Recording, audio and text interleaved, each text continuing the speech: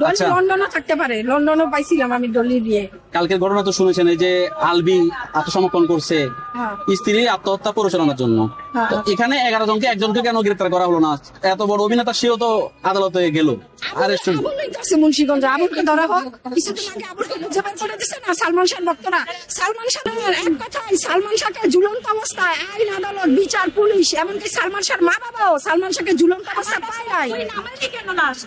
সালমান শাহ দড়ি দেওয়া লাভ ঝুলন্ত, মানুষ দেখে নাই বা নামা নাই।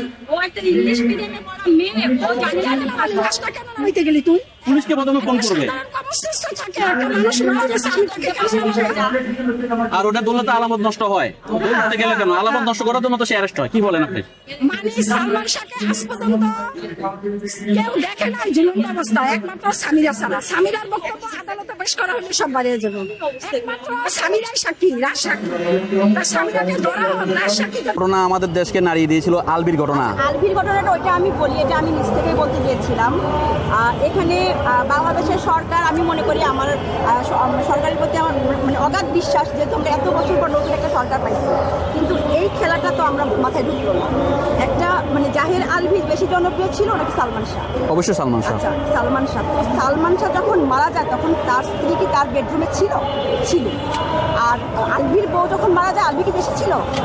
ছিল না। তাহলে আলভি সেই দূর দেশ থেকে তুই মর এটা বলে প্রয়োজনের দায় তাকে গ্রেপ্তার ইনস্ট্যান্ট, এবং পুরো দেশবাসী আপনারা বিচার চাই করতেছেন। তাহলে সালমান শাহর বউ একই ঘরে ঘুমায়া সারা রাত ভরে সকালবেলা তাকে মারা গেছে, সে ডুপ্লিকেট চাবি দিয়ে লাশ নামায় তেল মালিশ করতেছে। কে দোষী? সামিরা কি তাহলে কি মানে এখানে অ্যারেস্ট হওয়ার যোগ্যতা রাখে না? উনি মারা গেছে 30 বছর হলো, উনার লাশটা দাফন হচ্ছে শাহজালাল মাজারে। শাহজালাল মাজারে যারটার লাশ দাফন হয় না, খুব ভাগ্যবান মানুষের লাশ দাফন হয়। সেই থেকে লাশটা কোথাও হলে এটা একটা অসম্মানী করা হবে। এই অসম্মানী সালমান শাহ ভক্ত হিসেবে আমরা তো মেনে নিতে পারবো না।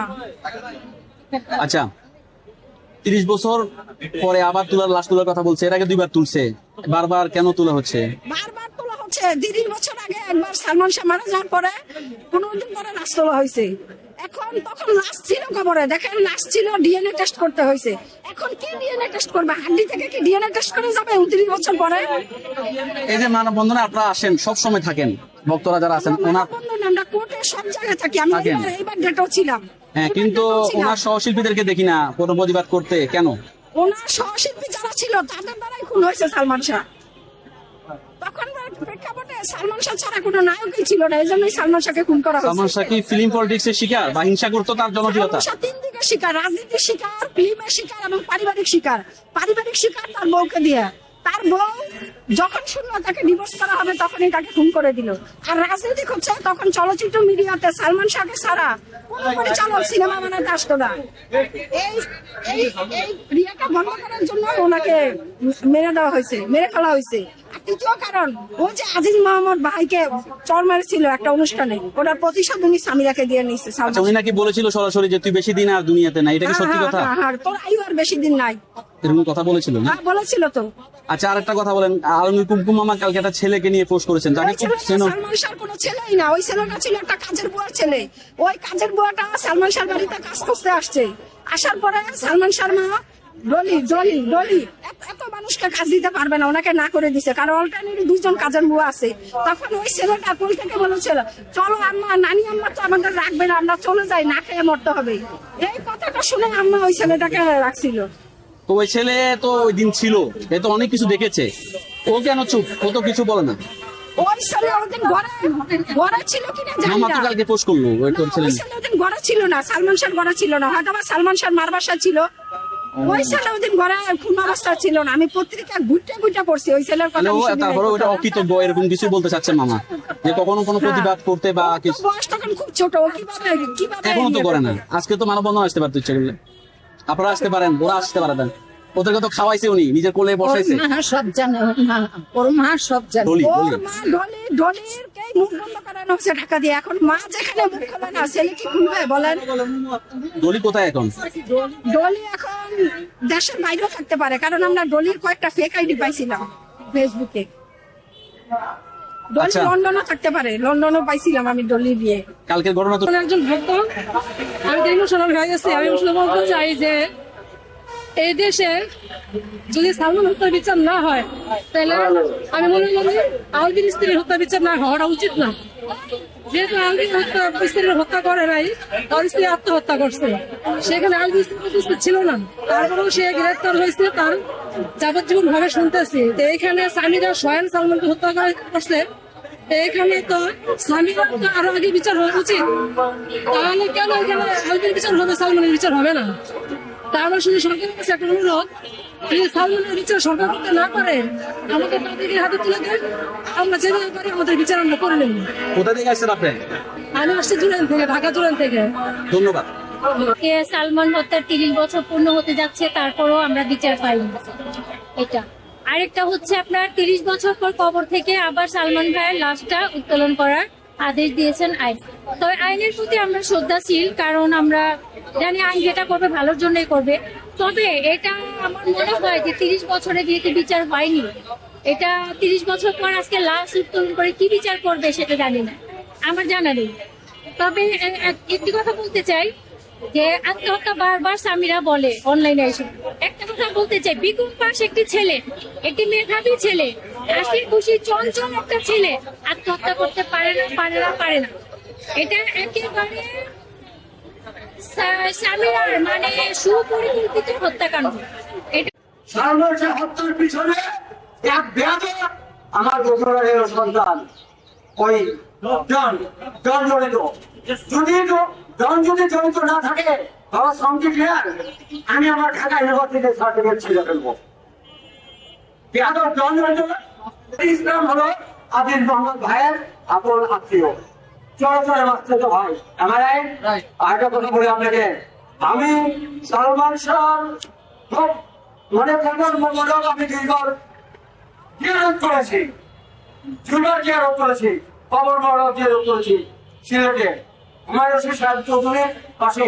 আরে আমার নামটা আমি আবার বলে দিচ্ছি, নামটা বলে দেবেন, Mohammad Sufi Hasim, ex teacher, Marshal English version school and college, Uttara, Dhaka.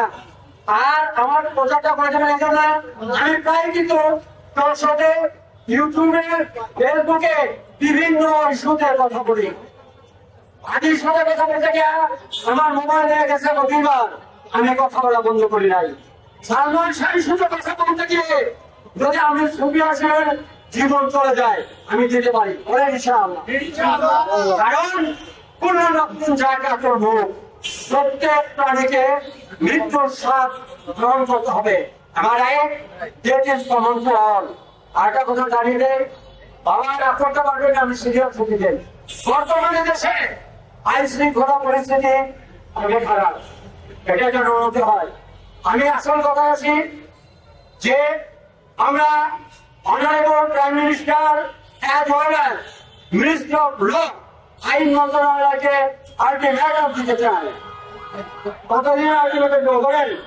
যদি ওদের 15 ডেজ ধরেন, ইনশাআল্লাহ 15 দিনের মধ্যে যদি সালমান শাহ হত্যার ড্রাস্টিক অ্যাকশন না হয়, আমরা প্রধান বিচারপতির কার্যালয়ের দিকে লং মার্চ করবো ইনশাআল্লাহ।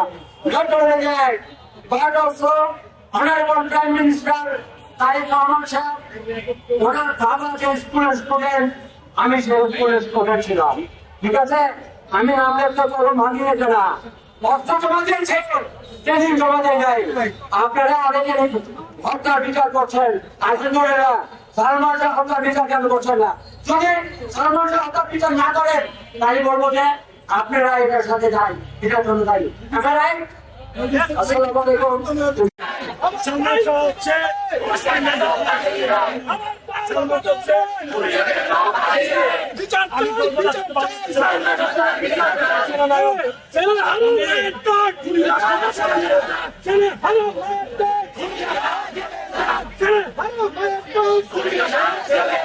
আমার